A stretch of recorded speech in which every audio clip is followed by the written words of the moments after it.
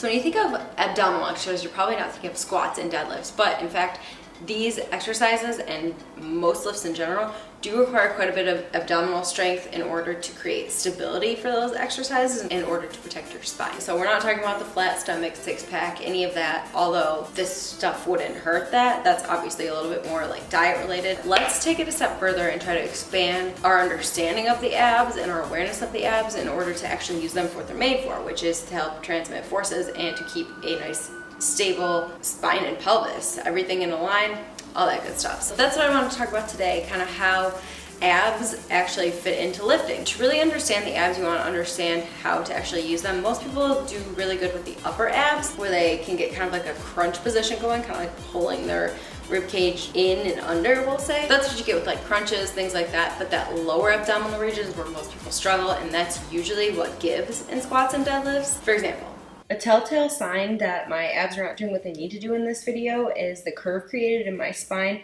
from my shoulders raising first, leading to that arch in my back, and my hips following through. Whereas if you have nice, strong abdominals to hold everything steady where it needs to be, this is what your form might look like.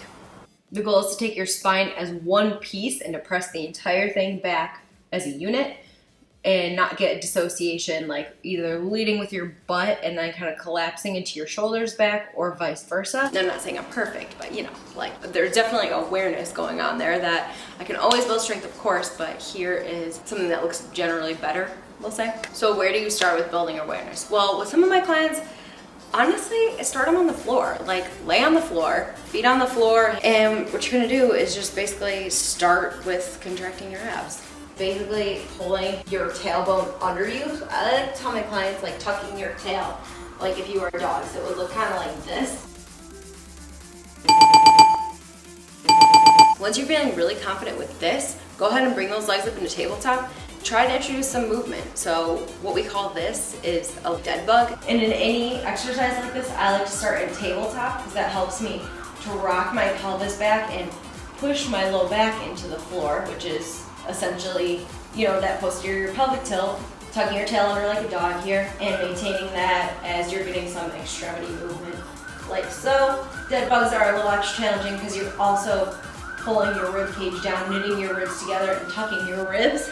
And on the other hand, you can also introduce these concepts into something like a plank, for example. You can start in just, you know, a straight up posterior pelvic tilt plank where you are getting that little bit of like tuck in your abs underneath. Most people want to start their planks right here, but I'm gonna have you soften your knees, walk in just a hair so your weight's still shifted forward, and then draw your pelvis under you just like so. So thinking like Steve Urkel or a dog tucking his tail, and you should feel very active in your low abdominals. And once you're in this position, you feel awesome there. And again, these are kind of as hard as you make them, so you can squeeze into them or you can just very passively hold. In our case, squeeze. Like really try to get the most out of the movement. Once that feels pretty easy, even before that feels pretty easy, just to try something a little bit different, start picking one arm up at a time, pick one foot up at a time, change it up a little bit. What you're doing here is not necessarily like so focused on getting that six pack, like I said. It's more about learning how to maintain that stable feeling and really just being aware of that feeling so you can translate that to things like your squat and your deadlift. Guys, I hope this video was helpful for you.